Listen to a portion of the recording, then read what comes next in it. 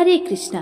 पौष मास के शुक्ल पक्ष में आने वाली एकादशी को पुत्रदा एकादशी कहा जाता है, जिसे बैकुंठ एकादशी के नाम से भी जाना जाता है। अंग्रेजी कैलेंडर के अनुसार वर्ष 2025 की यह अंतिम एकादशी है।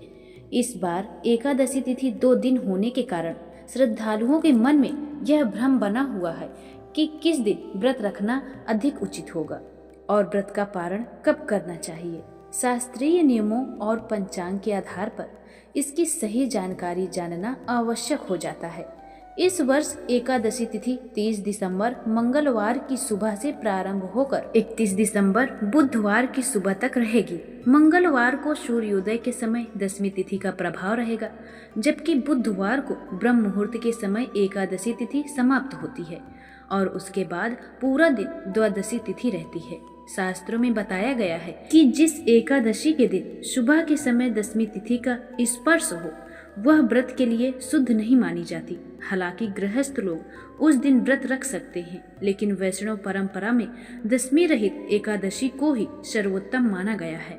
वैष्णव संप्रदाय के भक्त वही एकादशी रखते हैं जिसमें सूर्योदय या ब्रह्म मुहूर्त के समय भी दशमी का लेश मात्र भी न हो। यदि ब्रह्म मुहूर्त में थोड़े समय के लिए भी एकादशी हो और उसके बाद पूरा दिन द्वादशी रहे तो उसी दिन को वैष्णव एकादशी या दूजी एकादशी कहा जाता है, जिसे अत्यंत पुण्यदायक और मोक्ष प्रदान करने वाली तिथि माना गया है। इस वर्ष 30 दिसंबर मंगलवार को भी पुत्रदा एकादशी का व्रत रखा जाएगा और कुछ परंपराओं में 31 दिसंबर बुधवार को भी एकादशी का व्रत बताया गया है। लेकिन यदि यह निर्णय करना हो कि व्रत रखना किस दिन सबसे अधिक श्रेष्ठ है तो 31 दिसंबर बुधवार का दिन अधिक उत्तम माना गया है। इसका कारण यह है कि मंगलवार को व्रत रखने पर बुधवार की सुबह हरिवासर का समय रहेगा और उस अवधि में व्रत का पारण वर्जित होता है, इसलिए उस स्थिति में व्रत दोपहर के बाद ही खोलना पड़ेगा। वहीं यदि बुधवार को व्रत रखा जाता है तो अगले दिन गुरुवार की सुबह सरलता से पारण किया जा सकता है।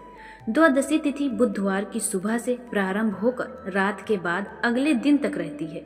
इस प्रकार बुधवार को ब्रह्म मुहूर्त में एकादशी और उसके बाद पूरे दिन द्वादशी का संयोग बनता है। जब दूजी एकादशी या वैष्णव एकादशी का व्रत किया जाता है तो उसका पारण त्रयोदशी तिथि के प्रथम पहर में करने का शास्त्रों में स्पष्ट विधान मिलता है और इसमें कोई दोष नहीं माना जाता। जो श्रद्धालु मंगलवार को एकादशी का व्रत रखते हैं उन्हें बुधवार को केवल दोपहर के समय ही अपना व्रत खोलना चाहिए।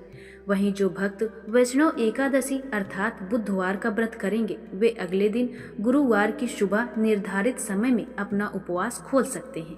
भले ही पारण के दिन सूर्योदय से पहले द्वादशी तिथि समाप्त हो जाए, फिर भी शास्त्रों के अनुसार उसी निर्धारित समय में पारण करना ही उचित माना जाता है। इस प्रकार पौष पुत्रदा एकादशी का व्रत संतान सुख, पुण्य प्राप्ति और भगवान विष्णु के कृपा के लिए अत्यंत फलदायी माना गया है।